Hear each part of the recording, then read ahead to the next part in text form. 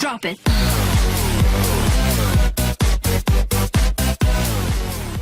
Arrowverse over finale recap plus, Superman drops some big news.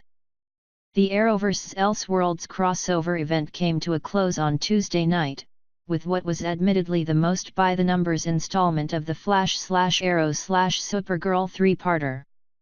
The black-suited Superman who confronted Barry and Oliver, aka the criminal Trigger twins, at the end of Part 2 was in fact Drive John Deegan, having chosen this new form to serve his book-toting God complex.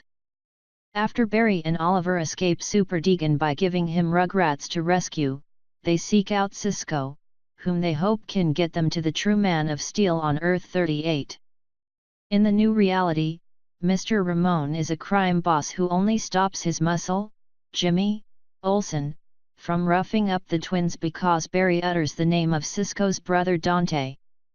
Gaining his attention, Barry and Oliver further tantalize him with the idea of getting rid of Superman as well as having a whole new Earth to burgle. After 17 apparent tries, Alt Cisco breaches himself and the fellas to Earth 38's Fortress of Solitude, and promptly explain the Super Deegan situation. They deduce the Doc must have the book stowed somewhere inside his HQ, Earth 1 Star Labs.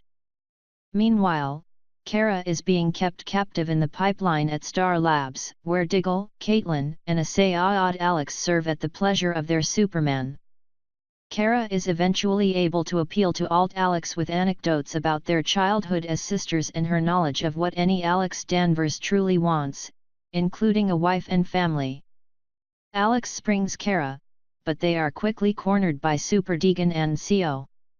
Just then, Superman, Barry, Oliver et.al. breach over, and the Supermen get to slugging it out in the sky. Kara finds the book in the Time Vault. Why the weird, pointless line about heading to the Fortress of Solitude, then brings it to her cousin outside. Clark opens it and fixes everything, until Super Deegan shows up and threatens to snap Barry's neck. Oliver is ready to take out Deegan with a kryptonite arrow, but Barry urges him not to cave into darkness, and save the day.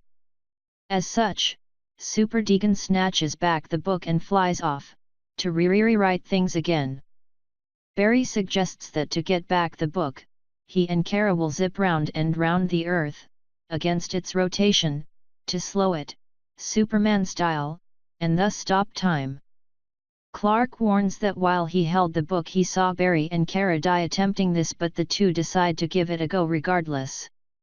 Oliver meanwhile demands a meeting with the Monitor, saying that while he may have numbered darkness, Barry and Kara are the sort of good, hope-inspiring people the Monitor should want around to stop any crisis.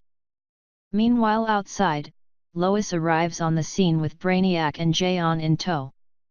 As the latter two respectively take on Amazo and handle crowd control, Lois slams down the mighty hammer spied earlier in the FOS, disrupting Deegan with its shock waves.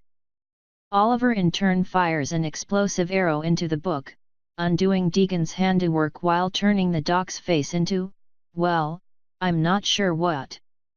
Oh, and Barry and Kara wind up, barely, surviving their supersonic globe trot.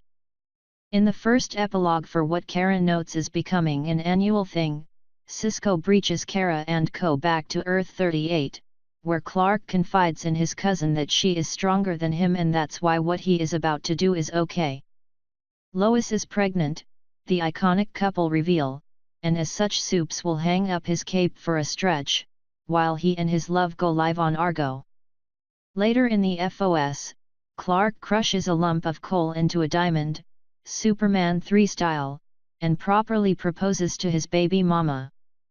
Back on our Earth, over beers, Oliver admits to Barry that he will miss the stillness and clarity that flash time provides, after which Barry thanks Oliver for, presumably, talking the Monitor into changing his and Kara's destinies.